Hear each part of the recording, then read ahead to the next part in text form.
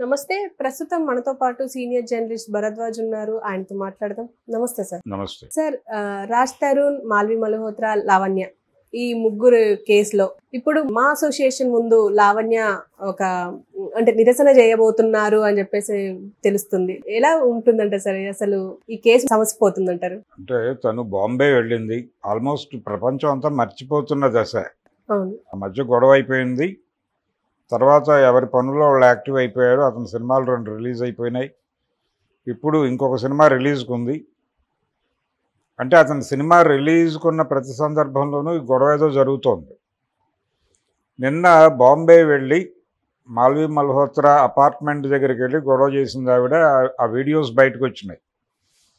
అంటే లావణ్య, ఆవిడ తండ్రి ఇద్దరూ వెళ్ళి అక్కడ వాళ్ళతో గొడవ పడ్డారు. రాజ్ తరుణ్ ఉన్నాడు ఆల్రెడీ అక్కడ బాంబేలో. బాంబే పోలీసుల దగ్గరకు కూడా ఈ వ్యవహారం వెళ్ళింది. వాళ్ళు మీరు ఇంట్లో కూర్చుని సెటిల్ చేసుకోండి వ్యవహారాన్ని పంపించారు వాళ్ళు. ఈ గొడవ చేసి ఆ వీడియోస్ సోషల్ మీడియాలో ప్రమోట్ అవ్వటం, ఈ యాక్టివిటీ తద్వారా మీడియా అటెన్షన్ లావణ్య వైపు మళ్ళీ డైవర్ట్ అయ్యి ఆవిడ్ని కాంట్రాక్ట్ చేసే ప్రయత్నం చేశారు కొంతమంది మీడియా పర్సన్స్. చేసినప్పుడు ఆవిడ చెప్పిన మాట ఇది, ఏది, నేను మా అసోసియేషన్ ముందు నిరాహార దీక్ష చేయబోతున్నాను అని. ఆవిడ చెప్పిన టైం అయితే ఈ రోజు నుంచి చేస్తానండి, సండే నుంచి. మరి ఈ రోజు నుంచి చేసిందా లేకపోతే రేపటి నుంచి చేస్తుందా అనేది చూడాలి. అయితే ఒక నిరసన కార్యక్రమం చేయాలనే ఉద్దేశం తనకున్నట్టుగా ఆవిడ ఎస్టాబ్లిష్ చేసింది ప్రపంచానికి. అయితే ఎందుకు చేస్తుంది హడావిడంతా? ఆవిడ టార్గెట్ ఏమిటి అంటే, రాజ్ తరుణ్ నాకు కావాలి, నావాడు అని చెప్తోంది ఆవిడ. కానీ అది కాదు వాస్తవం. వాళ్ళ మధ్య ఫైనాన్షియల్ సెటిల్మెంట్ జరగాలి. ఇది ఆస్తులకు సంబంధించిన గొడవ. ఇంకొక మాట ఉంది ఆవిడ, 70 లక్షల రూపాయలు నేను అతని మీద ఖర్చు పెట్టాను అని. ఖర్చు పెట్టడం అంటే అతనికి అవకాశాలు లేని టైంలో అతను రకరకాల తన యాక్టివిటీ ముందుకు తీసుకెళ్ళటానికి ఖర్చులు పెట్టాడు. ఆ డబ్బులన్నీ నా దగ్గర నుంచి వెళ్ళినవే, నా దగ్గర నుంచి తీసుకున్నవే. అలా 70 లక్షల రూపాయలు వెళ్ళినాయి. అంటే 6 ఏళ్లలో ఇంకా ఎంత వెళ్ళి ఉంటుంది అనేది మీరు అంచనా కట్టుకోండి అంటుంది ఆవిడ. ఇలా చాలా డబ్బులు నేను అతని మీద ఇన్వెస్ట్ చేశాను అనేది ఒక క్లెయిమ్ చేస్తుంది ఆవిడ.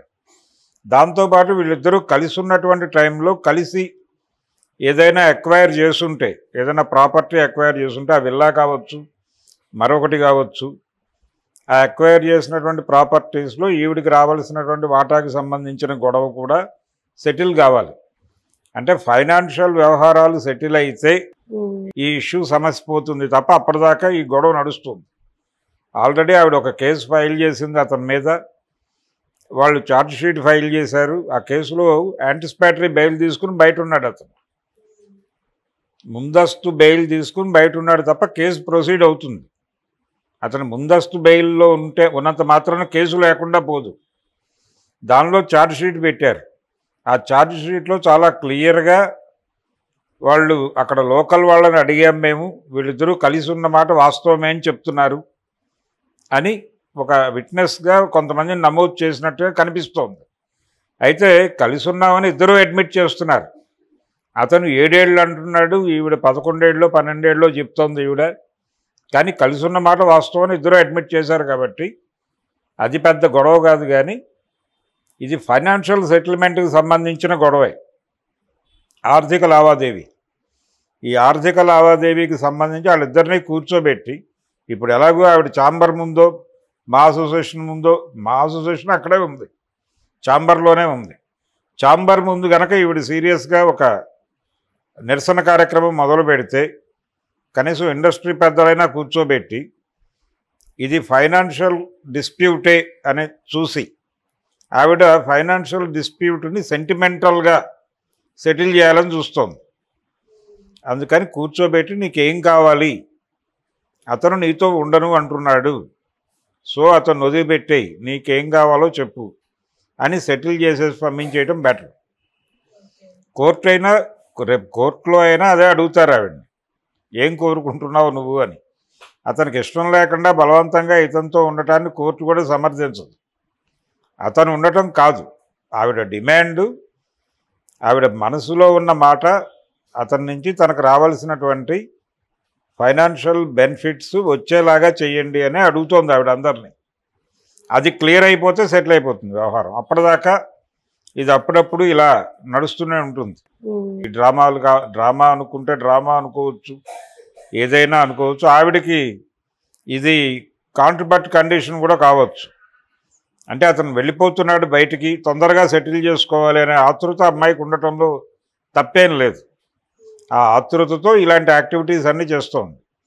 ఈ డిస్టర్బెన్స్ కొనసాగించుకోవటం ఇష్టం లేకపోతే అతను ముందుకొచ్చి కూర్చోబెట్టి సెటిల్ చేయటం మంచిది. అతను కావచ్చు, వాళ్ళ మదర్ ఫాదర్ కూడా ఇన్వాల్వ్ అయ్యారు దీనిలో. ఈఎంఐ మదర్ ఫాదర్ ఇన్వాల్వ్ అయ్యారు, వాళ్ళ పేరెంట్స్ కూడా ఇన్వాల్వ్ అయ్యారు. కాబట్టి కనీసం వాళ్ళ వరకు రెండు ఫ్యామిలీస్ కూర్చుని విషయాన్ని సెటిల్ చేస్తే బెటర్. సార్, ఈ మూవీ రిలీజ్ అయ్యే టైంకి ఈ ముగ్గురు కేసు బయటకు వస్తుంది అంటే మూవీ ప్రమోషన్కి సంబంధం ఏమైనా ఉందంటారా? ఏం ప్రయోజనం కనిపించట్లేదు. ఇంతకుముందు వచ్చినటువంటి పురుషోత్తముడు అనే సినిమాతో మొదలైంది వివాదం. పైగా అది యాప్ట్ టైటిల్, పురుషోత్తముడు ఈ వివాదం. ఈ రెండింటినీ పక్కన పెడితే అద్భుతంగా సింక్ అయ్యేటువంటి సందర్భం. కానీ ఆ సినిమాకు కూడా పెద్దగా వసూలు రాలేదు. ఆ తర్వాత సినిమా కూడా ఎటువంటి ప్రభావం చూపించలేదు.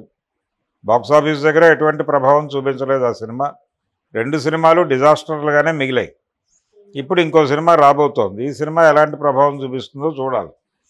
అయితే ఈ సినిమా రిలీజుల టైంలో కొంచెం ఆ ప్రమోషన్ యాక్టివిటీ దీనిలో ఉంటారు కాబట్టి ఆ టైంలో కార్నర్ చేయటం ఈజీగా ఉంటుందనే ఉద్దేశంతో అమ్మాయి ఈ టైంని ఎంచుకుంటోందా అనేది కూడా చూడాలి.